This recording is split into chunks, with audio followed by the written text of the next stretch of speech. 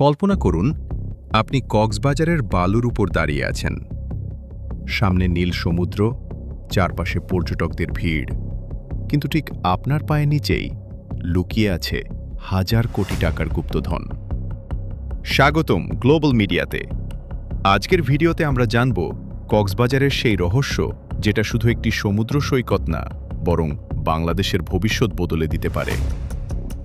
আমাদের প্রিয় Cox's Bazar sea beach, আমরা এটাকে শুধু পর্যটন কেন্দ্র হিসেবেই দেখি, কিন্তু বিজ্ঞানীরা বলছেন টেকনাফ থেকে কক্সবাজার পর্যন্ত প্রায় ১৬০ কিলোমিটার দীর্ঘ এই সৈকতের বালুর নিচে লুকিয়ে আছে প্রায় ৪৪ লাখ টন ভারী খনিজ, যাকে বলা হচ্ছে বাংলাদেশের কালো সোনা।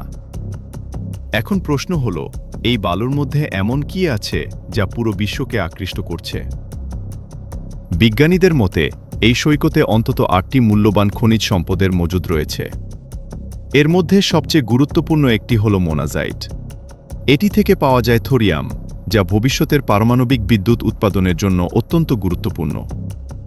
শুধু তাই নয়, ইলেকট্রিক গাড়ি, স্মার্টফোন এবং বিভিন্ন আধুনিক প্রযুক্তিতেও এর ব্যবহার রয়েছে। এরপর আসে জিরকন এবং রুটিলে।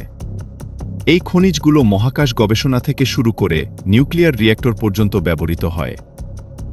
ভাবুন তো, বাংলাদেশের বালু থেকে তৈরি হতে পারে ভবিষ্যতের প্রযুক্তি। তালিকায় আরও আছে ইলমেনাইট এবং গার্নেট, যেগুলো টাইটানিয়ামের প্রধান উৎস।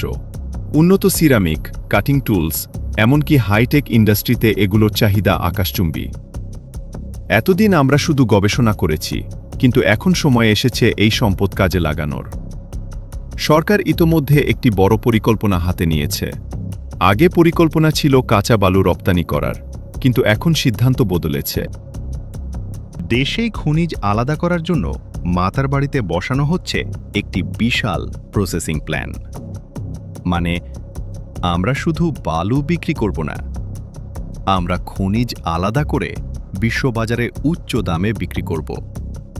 এতে হাজার মানুষের কর্মসংস্থান হবে, আর অর্থনীতিতে আসবে বিপুল বৈদেশিক মুদ্রা। তবে সবকিছুরই একটা উল্টো দিক থাকে। সবচেয়ে বড় চ্যালেঞ্জ হল পরিবেশ। কক্সবাজার আমাদের দেশের প্রধান পর্যটন কেন্দ্র। যদি যত্রতত্র বালু খনন করা হয়, তাহলে নষ্ট হয়ে যাবে সৈকতের সৌন্দর্য। হুমকির মুখে পড়বে সামুদ্রিক জীববৈচিত্র্য। বিজ্ঞানীরা বলছেন, আধুনিক ও পরিবেশ বান্ধব প্রযুক্তি ব্যবহার করলে এই সমস্যার সমাধান করা সম্ভব। খনিজ তোলার পর আবার বালুর গঠন আগের মতো ফিরিয়ে আনা যেতে পারে। কিন্তু বাস্তবে এটা কতটা সম্ভব? এটাই এখন সবচেয়ে বড় প্রশ্ন।